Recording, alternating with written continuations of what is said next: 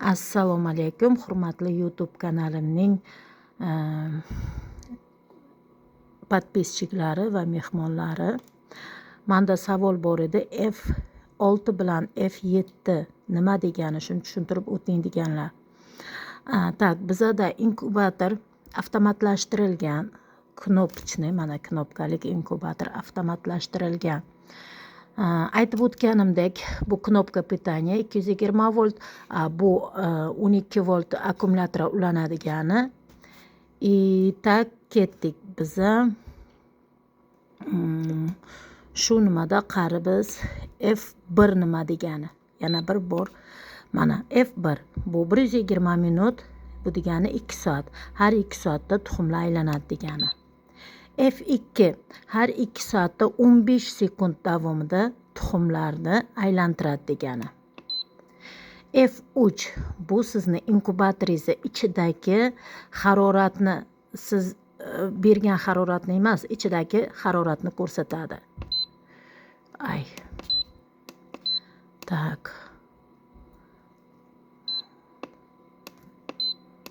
2, 3 haroratni ko'rsatdi.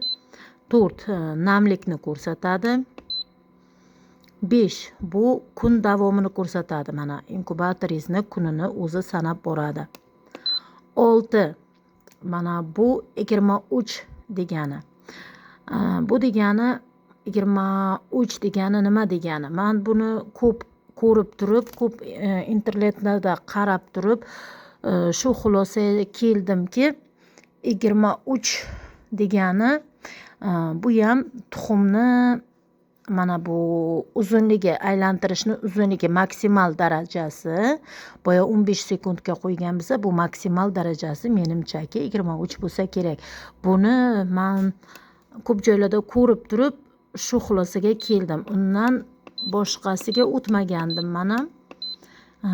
Men uchun kerak emas edi. F6 o'shaning uchun ham qaramagandim, lekin so'rab surishtirib ko'rdim, shu deyishdi.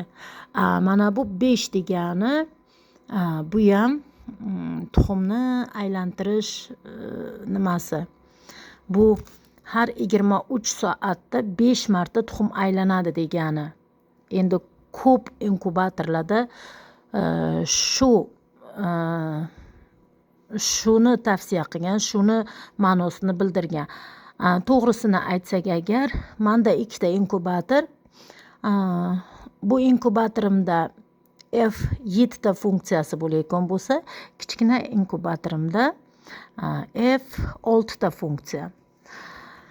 6 ta funksiyada mana hozir tuxumlarni havolantirgani qo'yganmiz. Mana avtomat tarzda o'zi aylantiradi. Mana bu shtiker krishkasiga ulanadi.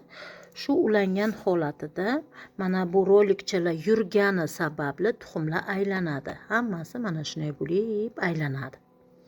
Har 2 soatda qo'yilgan, har 2 soatda 15 sekund tuxum aylanadi. Mana kimdir mendan tuxum terishni ko'rsatib bering deganda, mana tuxum terish oddiy yotqirilgan holatida mana shunday qilib terib chiqamiz. Mana bu tuxumni aylantirish motorchasi. Shu 2 qatorga ozroq tuxum ketadi, qolgan qatorlarga 7 tadan tuxum ketadi. Buni hozir shtikerni ulab, bu inkubatorimni ham yoqib ko'rsataman sizlarga. Mana bu ikkinchi inkubatorim, lekin ikkalasi производствоsi bir xil bo'lgani bilan menyusida farqi bor. Necha sekunddir ushlasak mana paydo bo'lyapti. Mana F1, mana bu F2, F3, F4, F5 bu inkubatorning sanasi. Mana bu F6 5 degani. Endi bu 5 degani bu bir kunda 5 marta aylanadi degan anaqasi. Buni men ham shu anaqaga kelib to'xtadim, shu nuqtaga kelib to'xtadim. Chunki ertadan kechgacha davr 5 marta aylanibdi. Tuxumni nimasi. Unisi inkubatorimda 7 ta menyuda F7 ham bu, F6, F7. 23 degani u menimcha sutka bo'lsa kerak, 24 soat bo'lishi kerak. Bir kunda 24 soat, lekin unda nima uchundir 23 soat yozilgan. Честно говоря, men u inkubatorni shu anaqasi bilan olganman.